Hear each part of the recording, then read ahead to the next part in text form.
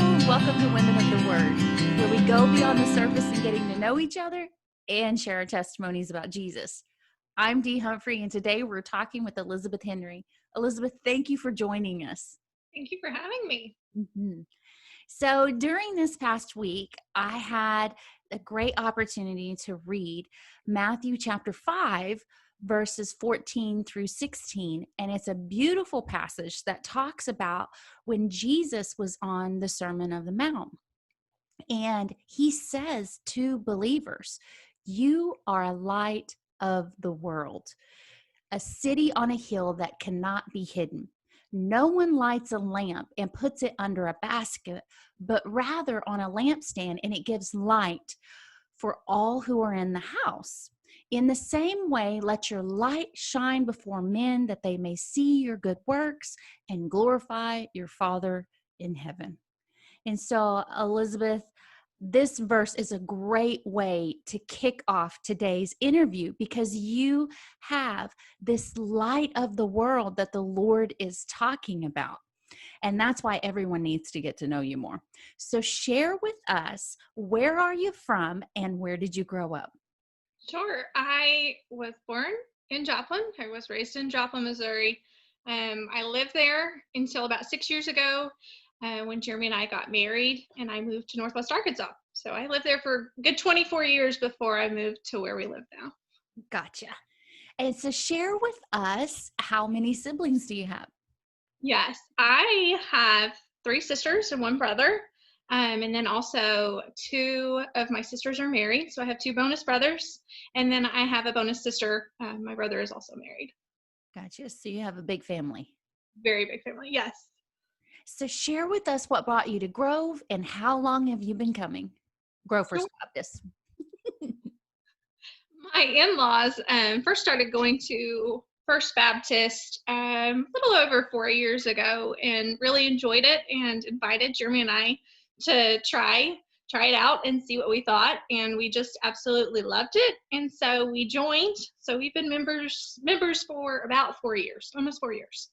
Gotcha. Well, I was so excited whenever I knew that you were going to be interviewing today, and I'm glad that we've had the opportunity just to get to know you more. It's fun. It's definitely fun. We've got great families in our church. We do. So share with us, how long have you been married and where did you guys first meet? Sure. Jeremy and I have been married for almost 6 years. It'll be 6 years in September. And we met through his roommate, who I was actually dating at the time. Um, and later on, Jeremy and I just became friends, and then got engaged and got married. That's awesome. Everybody's always got these interesting, great stories of how they first met. Don't ask me, though. His roommate was in our wedding, so. Oh, yay! That's wonderful. But I mean, it works. Right. So how many kids do you have and what are their names? I have a 3-year-old daughter. Her name is Kinsley. Mm-hmm. And then I have another daughter on the way. She is due on the 21st of July. Yay! You don't have very much longer. That is awesome. Not at all. Not at all. So who does Kinsley favor, you or Jeremy? This is actually a very funny story. I had to have a C-section with Kinsley, and you know, they did all the procedure, and they pulled Kinsley out, and of course you have a big sheet in front of you and you can't see what's going on, and they pulled her out and they said, oh, she looks just like her daddy. It was before I even saw her. She looks exactly like my husband. She acts like my husband, and we call her Jeremy Jr. because all the above. Yes. That's wonderful. I love that. So share with us, what are some of your hobbies? Oh, some of my hobbies include just hanging out with my family. I love spending time with my family, my siblings, my in-laws, Jeremy and Kinsley, of course. We like hunting. We like noodling or hand grabbing. We like fishing. I like working out in my garden. I like exercising. Just generally like to be outside. Right.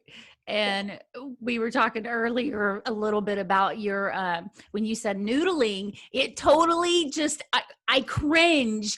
And noodling, that I understand, is you're fishing and you're going and are you above the water, or are you actually in the water when you're sticking your hand in a dark place that you don't know what's down there? Is that You're right? actually in the water. I mean, usually the water, if the levels are right, it's right up at your chin, and you just stick your hand in a hole and hope for the best and hope you pull out a fish. So, Oh, yes. girl. Oh, you are so fearless. And I can definitely see why the Lord brought us to being a light into the darkness, because you, out of faith, are sticking your hand into a dark place. Have you had a fish before catch onto your hand?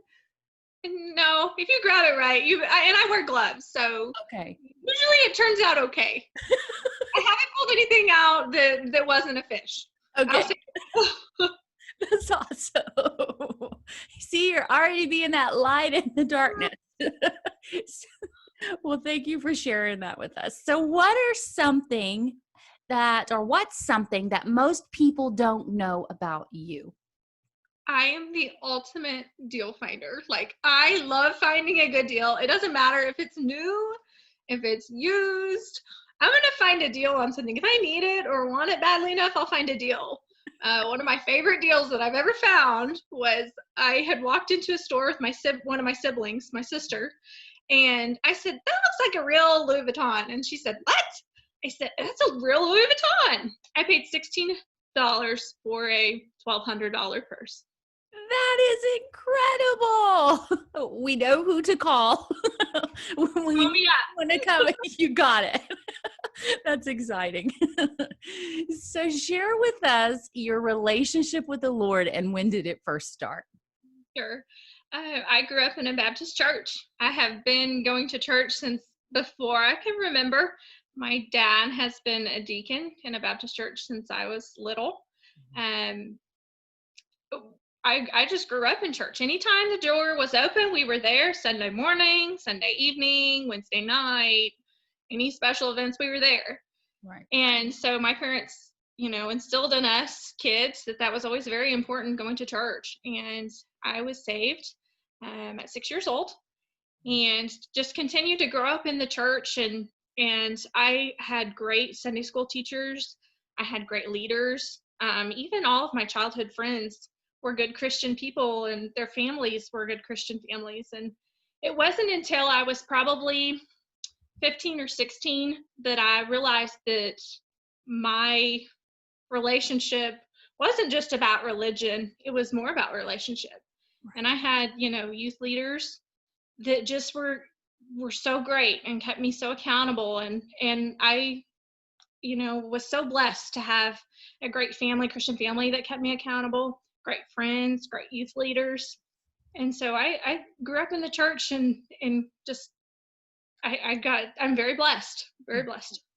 I love that. And just even this past week, I was reading in one of the books that I love. It's just a great history book on Christianity, and it was talking about people need to have that tribe of Christians, the God fearing, believing followers of Christ. And that's what truly makes that difference, is just like you said, we hold each other accountable. We definitely spur each other on to love and just keep encouraging each other to make those choices in our life to be more like Jesus. And that is awesome that you had that. Thank you for sharing that with us. So, what is your spiritual gift and where has the Lord called you to serve? I'm definitely acts of service. I have always loved to serve people. My first real job was a bank teller. I mean, if that doesn't tell you that I really like serving people, I don't know what would. But throughout church, different churches that I've been to, and we I have always served in the children's department or the youth department, children's camps, sports camps, and then in college, I served with the college students, and we were in a Christian ministry that would just witness to other college students on campus. Mhm. Also, another spiritual gift I have is hospitality. I love having people over. I love cooking. Mhm. Kind of been a little bit different with everything going on, but that's another one. So definitely hospitality and service. That is amazing. And especially with you being so young and just knowing and serving wherever you go. That's incredible. Definitely incredible, Elizabeth. And hospitality, cooking, wow, that is not my gift. So I'm like, people who do, I'm always amazed at it. I'm like, that is incredible, because there are people who actually love it. And I'm one of those, like, I'd rather just get McDonald's. I think I got that from my grandmother. She was definitely loved having people over, and I think that's what I think that's where I got it. Was my grandmother. No, my husband's like that though. Yes, he loves hospitality too. So share with us, how can someone else be a light for others in a dark world?